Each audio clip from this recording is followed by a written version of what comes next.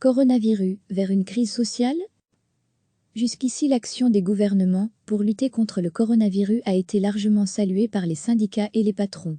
Mais cette unité est très fragile. Les premières fissures commencent à apparaître. Robert Verteneuil, le président de la FGTB, a lancé un premier avertissement. Pour lui, il y a trop de patrons qui ne jouent pas le jeu et négligent la santé des travailleurs. Dans certains secteurs, comme les soins de santé ou la distribution, la tension sociale monte. Les employés, les ouvriers qui n'ont droit ni au télétravail, ni au chômage temporaire estiment qu'ils sont parfois les oubliés de cette crise. En première ligne, beaucoup bossent la peur au ventre et s'estiment mal considérés. Cette colère remonte depuis quelques jours dans les syndicats qui commencent à l'exprimer.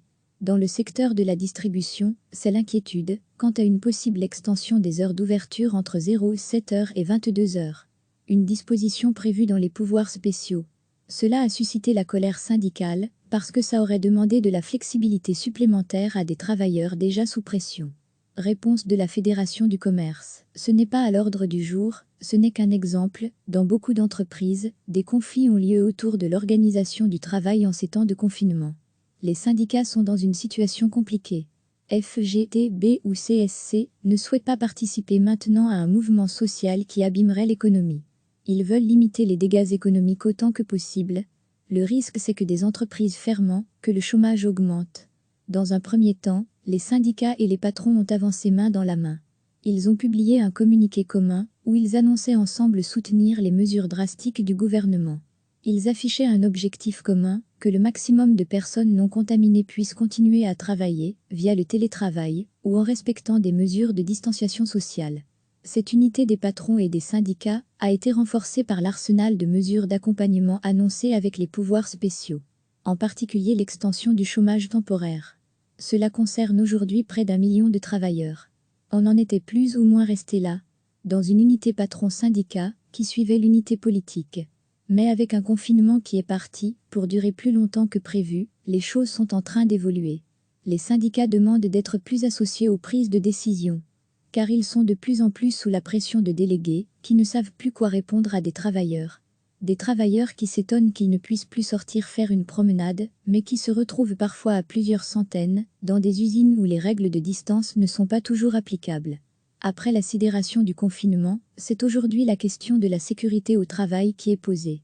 Et demain ce sera peut-être celle de la fermeture de tous les secteurs qui ne sont pas prioritaires. C'est la décision qu'a dû prendre l'Italie.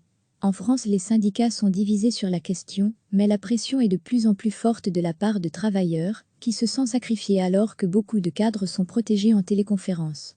Le PTB porte aujourd'hui cette revendication chez nous. Le risque, c'est que l'urgence et les pouvoirs spéciaux n'écrasent les questions sociales. Le rapport de force entre patrons et syndicats pourrait se retrouver très déséquilibré. Une crise sociale s'ajouterait alors à la crise sanitaire. On n'en est pas encore là. Mais les signaux clignotent, recevez chaque matin l'essentiel de l'actualité. Jusqu'ici, l'action des gouvernements pour lutter contre le coronavirus a été largement saluée par les syndicats et les patrons. Mais cette unité est très fragile. Les premières fissures commencent à apparaître. Robert Verteneuil, le président de la FGTB, a lancé un premier avertissement. Pour lui, il y a trop de patrons qui ne jouent pas le jeu et négligent la santé des travailleurs. Dans certains secteurs, comme les soins de santé ou la distribution, la tension sociale monte. Les employés, les ouvriers qui n'ont droit ni au télétravail, ni au chômage temporaire estiment qu'ils sont parfois les oubliés de cette crise. En première ligne, beaucoup bossent la peur au ventre et s'estiment mal considérés. Cette colère remonte depuis quelques jours dans les syndicats qui commencent à l'exprimer. Dans le secteur de la distribution, c'est l'inquiétude quant à une possible extension des heures d'ouverture entre 07h et 22h. Une disposition prévue dans les pouvoirs spéciaux. Cela a suscité la colère syndicale, parce que ça aurait demandé de la flexibilité supplémentaire à des travailleurs déjà sous pression. Réponse de la Fédération du commerce. Ce n'est pas à l'ordre du jour, ce n'est qu'un exemple. Dans beaucoup d'entreprises, des conflits ont lieu autour de l'organisation du travail en ces temps de confinement. Les syndicats sont dans une situation compliquée. FGTB ou CSC ne souhaitent pas participer maintenant à un mouvement social qui abîmerait l'économie. Ils veulent limiter les dégâts économiques autant que possible. Le risque, c'est que des entreprises ferment, que le chômage augmente. Dans un premier temps, les syndicats et les patrons ont avancé main dans la main. Ils ont publié un communiqué commun où ils annonçaient ensemble soutenir les mesures drastiques du gouvernement. Ils affichaient un objectif commun, que le maximum de personnes non contaminées puissent continuer à travailler, via le télétravail, ou en respectant des mesures de distanciation sociale. Cette unité des patrons et des syndicats a été renforcée par l'arsenal de mesures d'accompagnement annoncées avec les pouvoirs spéciaux, en particulier l'extension du chômage temporaire.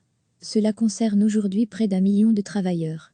On en était plus ou moins resté là, dans une unité patron-syndicat qui suivait l'unité politique. Mais avec un confinement qui est parti, pour durer plus longtemps que prévu, les choses sont en train d'évoluer.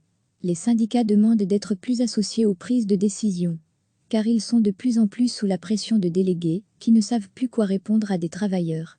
Des travailleurs qui s'étonnent qu'ils ne puissent plus sortir faire une promenade, mais qui se retrouvent parfois à plusieurs centaines, dans des usines où les règles de distance ne sont pas toujours applicables. Après la sidération du confinement, c'est aujourd'hui la question de la sécurité au travail qui est posée. Et demain ce sera peut-être celle de la fermeture de tous les secteurs qui ne sont pas prioritaires. C'est la décision qu'a dû prendre l'Italie. En France, les syndicats sont divisés sur la question, mais la pression est de plus en plus forte de la part de travailleurs, qui se sentent sacrifiés alors que beaucoup de cadres sont protégés en téléconférence. Le PTB porte aujourd'hui cette revendication chez nous.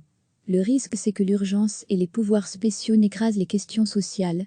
Le rapport de force entre patrons et syndicats pourrait se retrouver très déséquilibré.